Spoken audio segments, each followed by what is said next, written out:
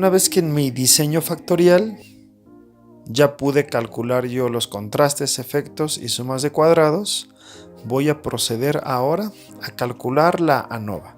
Entonces voy a realizar la prueba de hipótesis ANOVA. Esta es una prueba de hipótesis, recordemos, donde la ANOVA tiene de hecho dos hipótesis, que son estas que acabo de pegar aquí. Entonces la hipótesis nula dice que los efectos no son significativos, y la hipótesis alterna dice que al menos un efecto debería de ser significativo. Ok, entonces ahora comienzo la construcción de la ANOVA. Voy a colocar aquí la fuente de variabilidad. Tenemos diversas fuentes de variabilidad: el factor A, velocidad; el factor B, diámetro de broca; el factor C, que es el tipo de material, económico o caro. Tenemos las interacciones, que son AB, AC y finalmente BC, son las interacciones dobles, y una interacción triple, que es ABC. Hay una fuente de variabilidad que es debida al error, es algo que el experimento no puede entender, y una fuente de variabilidad total. Ok, aquí vamos a colocar las sumas de cuadrados. La suma de cuadrados de A, pues la voy a tomar aquí justamente de mi matriz que ya tiene los contrastes, efectos y sumas de cuadrados. La suma de cuadrados de B la voy a tomar aquí. Inicialmente lo que puedo ver al ir colocando las sumas de cuadrados de la respectiva variable es que aquellos términos que tengan una suma de cuadrados alta, como en este caso es AB, observen que su suma de cuadrados es alta, son las candidatas a ser términos significativos dentro del modelo. Observen cómo AC tiene una suma de cuadrados muy baja. Entonces pues inicialmente ya me estoy dando una idea de qué términos pueden ser significativos dentro del modelo.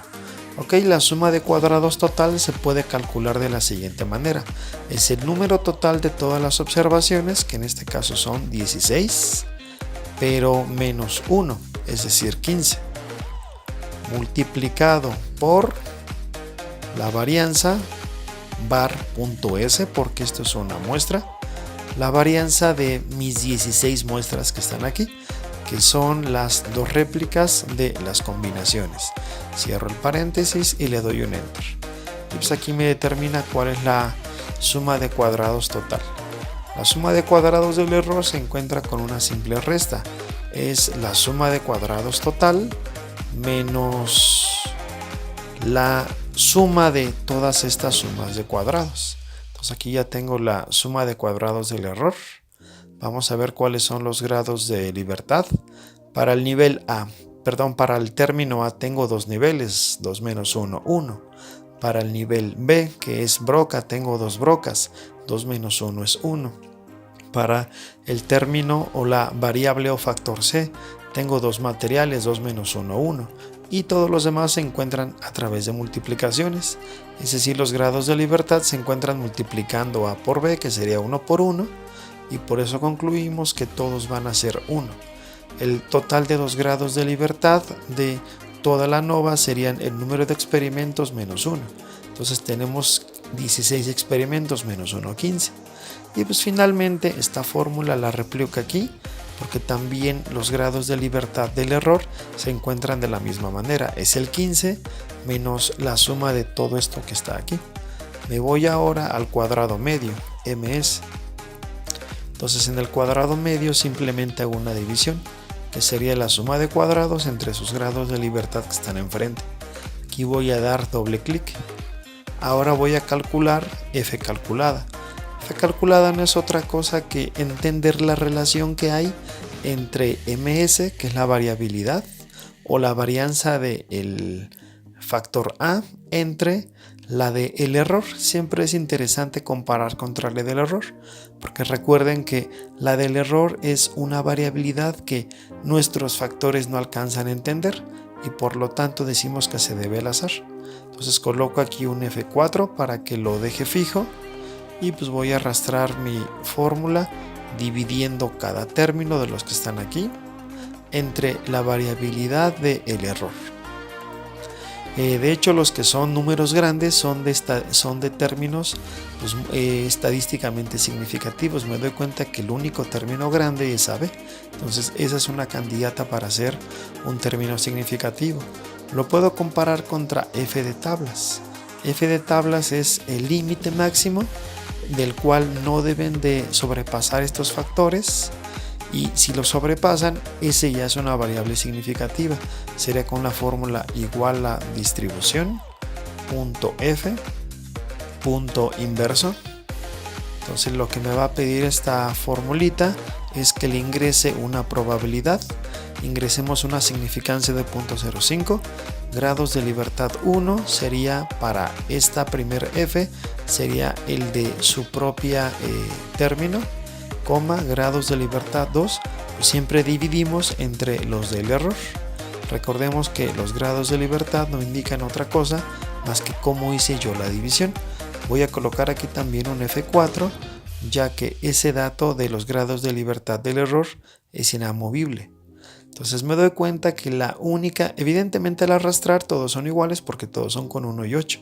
Entonces me doy cuenta que la única que es significativa es el término AB, ya que es la única que sobrepasa el 5.31. Lo puedo hacer con un mejor parámetro, que es el p-value. El p-value me da un aproximado de la probabilidad de que la hipótesis nula sea cierta. Por comentarlo de una manera muy sencilla, ¿no? Porque es una probabilidad pues mucho más abstracta. El p-value sería la verdadera significancia de esta f calculada. Por lo tanto sería igual a dist.f, y es esta que está aquí, la que dice cola derecha. Selecciono la f calculada, me voy a coma, grados de libertad 1 sería justamente los del término A, y grados de libertad 2 pues es nuevamente los del error. Vuelvo a colocar aquí una F4 para que tenga signo de pesos y sea inamovible esos grados de libertad.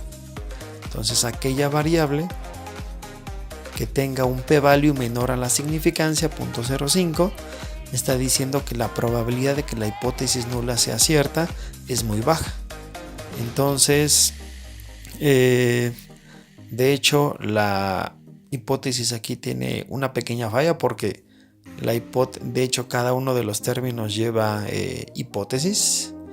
Entonces aquí me dice que la única hipótesis que se cumple es la de AB. La única hipótesis, que se rechaza o que se puede rechazar estadísticamente. Aquí voy a hacer un pequeño arreglo. Me voy a formato condicional. Me voy a nueva regla. Aplicar formato únicamente a las celdas que contengan. Y aquí en lugar de decir entre, va a decir menor que. Entonces las celdas que sean menor a 0.05, me voy a ir a formato. Yo voy a mandar una señal de alerta, me voy a relleno, voy a pedirle que la celda la ilumine de color amarillo, porque esa va a ser una variable significativa. Entonces me doy cuenta que es únicamente el término AB. Hay otra forma de entender este conjunto de términos significativos. Pues aquí voy a colocar el término, que serían estos que están aquí. Los voy a volver a replicar. Ahora me voy a calcular el efecto estándar, que sería efecto. Coloco las iniciales de estándar. El efecto estándar es una pequeña gráfica que me dice cuál de los efectos puede ser significativo. Se calcula de la siguiente manera: es igual a la raíz cuadrada de f calculada para cada uno de ellos. Entonces aquí tengo el efecto estándar. Aquel que sobrepase un límite que se llama margen de error es el efecto significativo, o son los efectos significativos. El margen de error se calcula de la siguiente manera: es el inverso de la distribución t. Aquí coloco la probabilidad de la siguiente manera: 1 menos 0.05, que es la significancia, y siempre lo parto por 2, ya que esto es bilateral. Entonces los grados de libertad aquí siempre van a ser los del error. De hecho es para cada una de estas. Le coloco un F4 para que este valor sea inamovible y pues finalmente le doy un enter. Entonces voy a arrastrar este término y pues me voy a dar cuenta que es exactamente igual para cada una de las variables, que le estoy dando un pequeño formato nada más. Entonces voy a hacer una pequeña gráfica de los efectos estándar. Esta gráfica se realiza de un tipo Pareto, es decir, va ordenada de menor a mayor. Pero yo, para no perder, no quiero perder aquí la formulación de las celdas, voy a dejarlo así. Entonces selecciono esta pequeña parte y aquí voy a insertar la gráfica. Me voy a insertar y voy a insertar una gráfica de barras. De hecho, la primera está bien. Ok, a esta, que es una serie de columnas rojas, que es el margen de error, le doy un clic derecho. Me voy a cambiar tipo de gráfico de series y voy a seleccionar esta primera opción, aunque lo pudiera hacer aquí. Aquí puedo decir qué tipo de gráfico quiero. Sin embargo, yo lo voy a hacer aquí porque ya me da la opción que sea de barras y de líneas. Okay, de hecho, lo voy a cambiar aquí un poco el formato. Esta es la gráfica entonces del efecto estándar. Así que lo voy a colocar efecto estándar. Ok, voy a colocar aquí al lado la gráfica. Voy a reducir un poco su tamaño. La voy a ver aquí en pequeño nada más. Voy a ver si puedo tener toda la visión aquí del modelo. Ok, aquí me doy cuenta que la única variable que es significativa es el término AB.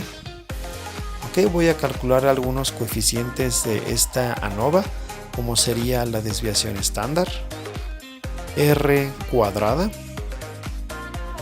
y también R cuadrada ajustada.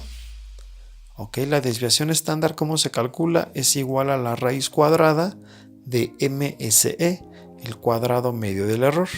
Esto me dice la precisión que tiene esta ANOVA. R cuadrada sería igual a 1 menos la división de la suma de cuadrados del error entre la suma de cuadrados total. Esto me dice el porcentaje en el que estos factores explican la variabilidad del modelo. Finalmente, R cuadrada ajustada es igual a 1 menos, y hago lo mismo pero con la columna de MSE. Sería MSE del error entre MSE total. Esto me dice el porcentaje en el que nuevamente los factores o los términos explican al modelo, pero una vez que el modelo se entera cuántos factores hay, cuántos datos hay en la muestra y de hecho cuál fue también mi nivel de error. Entonces me doy cuenta que los porcentajes son bajos. Comencemos a hacer algo como lo hice en el video de Minitab. Voy a quitar las variables que no son significativas, pero sin dejar a un lado el hecho de que debo de respetar el orden de jerarquía. Me refiero a lo siguiente, que primero debería de quitar la variable o el término menos significativo, que es AC, pero no lo puedo hacer, ya que si quito AC, esta interacción doble sigue estando presente aquí, sigue estando presente en la interacción triple, ya que si se dan cuenta aquí tiene A y C, así es que no la puedo quitar. Lo que voy a realizar es que voy a quitar de tajo la última interacción, que sería ABC. Voy a quitarla hasta su p-valor. De hecho, noten cómo va a cambiar esto que está aquí. Vamos a ver si pueden aumentar los parámetros. Es más, voy a dejar aquí el espacio para R cuadrada, que lo ideal sería hacerlo junto con R cuadrada de la predicción. Pues aquí simplemente voy a dejar el espacio. Ahorita no la puedo determinar. Ok, voy a quitar entonces este término. Si yo quito este término, no violo ningún orden jerárquico. Si lo quito, observen cómo se empieza a mover, cómo disminuyó un tanto la desviación estándar y poquito aumentó R cuadrada ajustada. Entonces ahora estos dos términos BC y AC no veo que le estén aportando mucho al modelo. Así es que también los voy a quitar. Noten que como tengo todo formulado, sobre todo esta parte del error se está moviendo. Y entonces noten aquí cómo al deshacerme de estos términos, AB sigue siendo significativo. Pues aquí vean cómo ya aumentó R cuadrada ajustado. Y la precisión del modelo, que es la desviación estándar, también está disminuyendo, lo cual es bueno. Finalmente me quiero deshacer de este término C. Voy a ver los nuevos parámetros para ver si me conviene, ya que es el que está más bajo. Yo no podría quitar el término A y el término B, ya que violaría un orden de jerarquía. No puedo quitar a B. Por tal motivo, debe de estar presente A y debe de estar presente B. Eso sí, yo no los puedo quitar. Entonces voy a quitar finalmente C y quiero que noten aquí cómo se van a mover estos parámetros. Entonces, pues quito finalmente a C.